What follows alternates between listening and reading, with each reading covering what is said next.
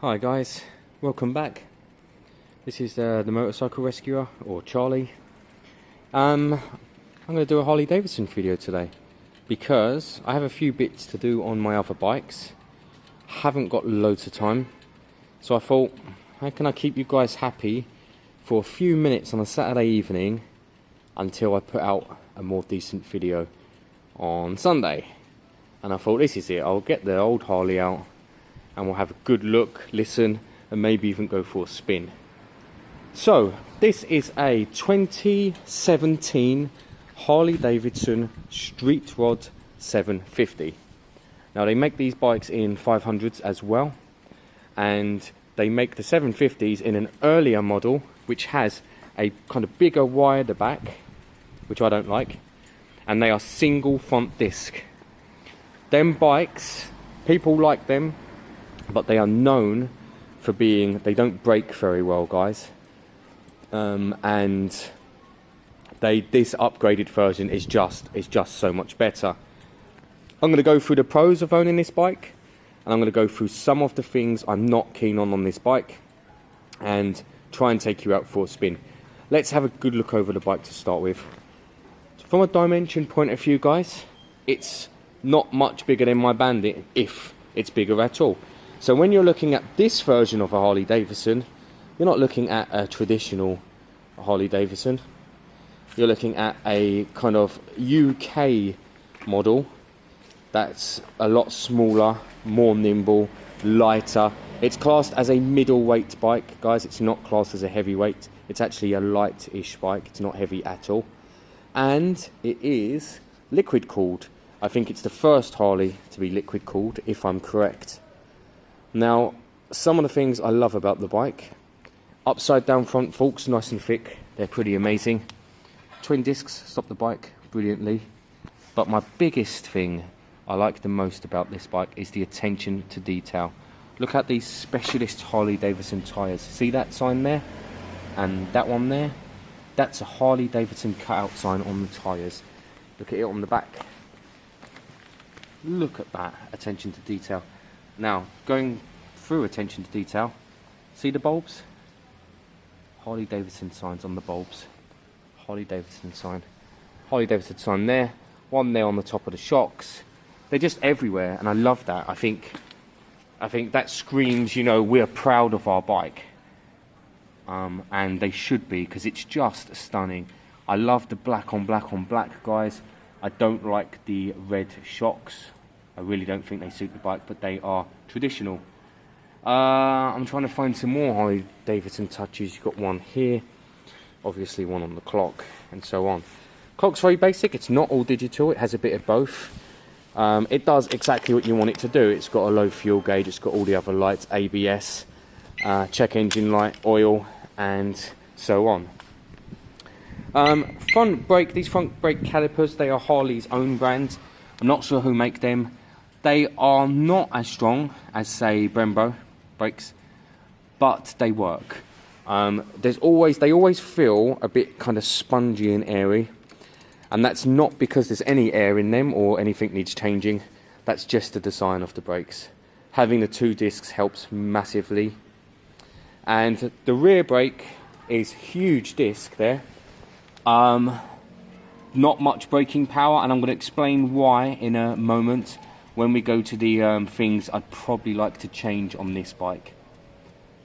So at this moment, this is the spec.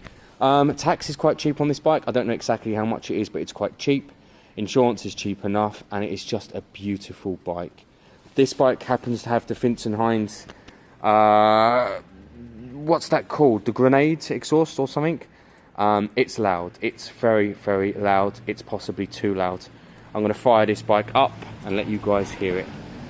Okay, listen to this noise.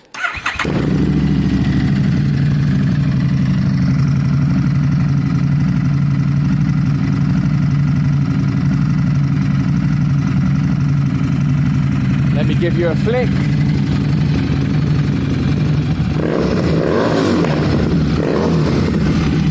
It's loud. It's very loud. It's possibly too loud. But it's a Harley. The one person who's pulled me up so far on the noise of this bike, just a youngish lady in Sainsbury's, she said, "Your bike's very loud." And I said, "It's a Harley Davidson." And she goes, "Oh, okay." So I think it's accepted on Harleys. When you sit on this bike, guys, you're sitting quite high. So you're sitting much higher than you feel on any other bike. It feels a bit more like the old CBR 400 baby blades, for example, where you're sitting quite high and tucked in. That's how you sit on this bike. I'm going to go and get my tripod out and I'm going to show you the seating position. And then I think I'm going to throw you on my chest and attempt some sort of spin and get you guys out there to see what it's like. Main thing you'll get out of that is you'll hear it. As all Harleys, it's a belt drive. Belt drives need nothing.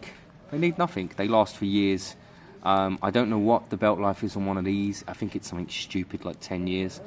Obviously, I'll probably change it before that. But belt drive's very easy going, very gentle. No lubrication, no messing around. That's just the way it works. Let me get all my chest gear on, my chest strap and my helmet, and we'll go out and we'll hear it and we'll feel it and we'll have a ride. This time I'm going to aim the camera up a bit more, so I want the kind of angle to be probably a bit more like this, but obviously it's not an easy task, so whatever we get will be what we get. So guys, check out the stance of the bike. I'm going to sit on it on the side stand, put my feet up, and you'll see kind of how tucked in I am.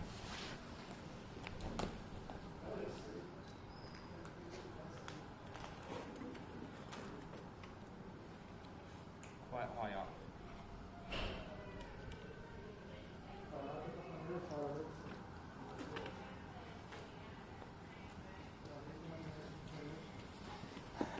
See, I talk about it being really high up. It's not uncomfortable, guys. It's just a bit different. So it's nothing to actually worry about. It just feels different to your other bikes. I got off a Bandit and I felt more stretched out on the Bandit. Right, harness on. Get this bike out on the open and you can feel it, see it and hear it.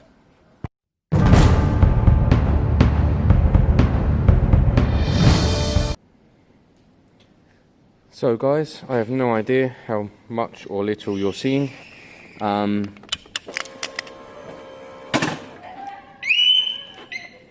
alarm. Yeah, I know.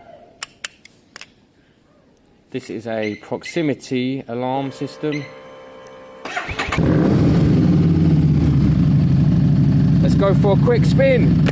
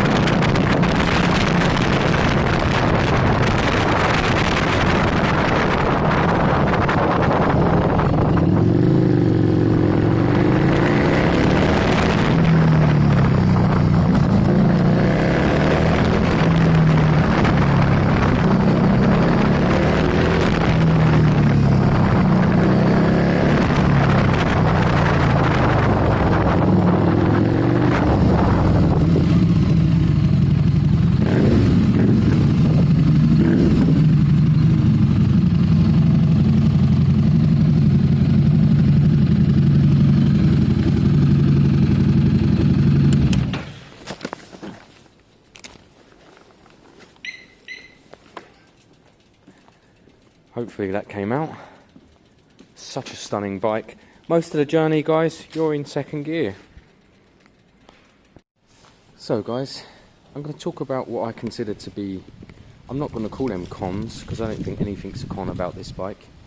A bike that cost between 5 and 7 grand, 2.5 years old, rides and looks like that. There's no cons to it. But there are slight issues that I would like to readdress. Let's start with the most basic. When I put my foot on the ground, I'm going to show you. I'm going to show you from this angle.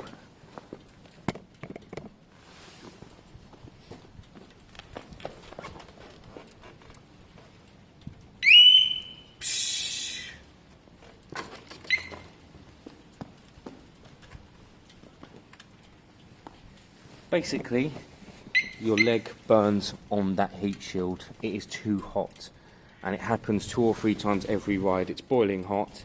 You put your foot down, you burn your leg. I've now started putting my leg down here outside, so that that kind of rests on my leg, and that's not ideal. Let me show you that position as well. Watch what happens.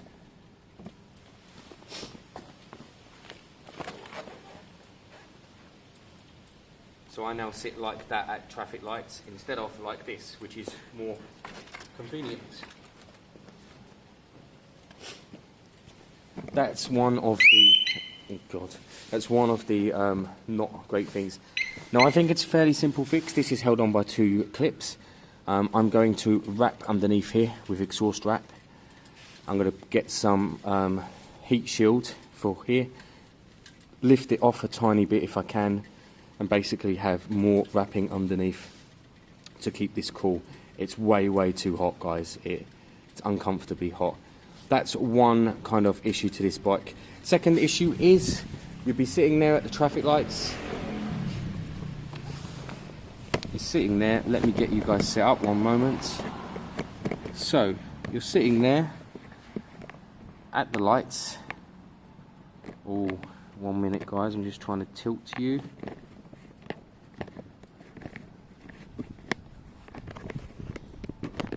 There it is. You lift your foot up to go quickly and put it into gear.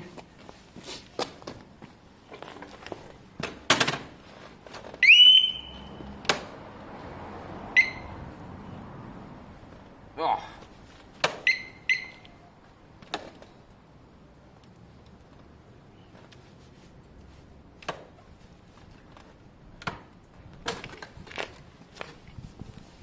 Probably the most annoying thing about the bike. You lift your foot up to go and get a quick getaway, and you pop that up, and there's no bloody spring on it to pop it back down. At the moment I can't even find the spring. I'm going to buy a generic one, put that on, see if that works. It's such a pain. Fair enough, you stop doing it, but I've noticed now that on both sides you change the way you ride a bike because of the bike's issues, and that's not okay. So they need 2 springs so that you can clip them and they just flick back down. And my third kind of change that I would like to do is the handlebars. I live in central London. They are too wide. How am I meant to butt in and out of traffic with bars like that? It's ridiculous. Yeah. If I measured them, if I got a measuring tape, my God, it would be stupid. My plan is to lose the mirrors. I don't use the mirrors anyway. I'm going to lose probably 3 inches of the bars. I'm going to slide these in and in here and chop a bit off. And then I'm going to take off about 4 to 5 inches of the whole bar. And that's just going to make it a bit more London friendly. Absolutely last kind of thing that I would probably change is the alarm system. This is a proximity alarm system. If I move away from the bike far enough, the bike may arm itself if it hasn't done so already. So you come right over here and the bike will go beep beep, but it's already done that while we were here. So let me see if I re-engage the alarm. Sometimes it doesn't re-engage because you haven't got close enough on your fob. So sometimes you turn it like that and it doesn't prime because that hasn't been close enough. or it says immobilizer or something like that, and that happens a bit much. Let's see if it arms itself. Let's back away. There you go. There's no buttons on here, guys. You can't switch it on and off with the buttons, and that's kind of what I don't like. I prefer to be in control more. Again, you come back to the bike, you get close to the actual immobilizer, and it should alarm itself, which it does.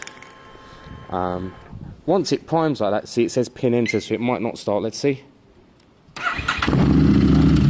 See, so if it kept saying pin enter, then it means it hasn't read this, and you end up kind of going fumbling around here and then putting the key in. The other thing is my battery might be a bit low on that. That might be what causes that issue. So I prefer a button, but it's not the end of the world. It's the future, guys. That is kind of the way these things work. I'm just a bit old-fashioned. I'd like to turn my alarm off when I want my alarm off. And that is it. I've talked to you about the exhaust being quite loud. I'd like something in between the original, which is quite silent, and this, which is extremely loud, but they're not really out there, guys. It's either really loud or fairly silent with the original. There's not much in between. Ideally, I'd have a black rear shock. I am going to keep my eye out for them, but they cost a small fortune, and then this will all be black on black on black on black. Possibly a taller screen, a slightly taller screen, because I have had this on the motorway, and it's fine, guys, it's fine. It cruises at 70 so well, no issues at all. But if I had that little bit more, just a little bit more off me, also it'd give it a little bit more bulk. And that is it. There's nothing else. Actually, sorry, there is one more thing. I told you earlier I was going to discuss the back brake. The back brake, I'm sure, is fine. But the stupid design of that, guys, look at that. Now, I'm going to show you something. Let me see if I can angle you.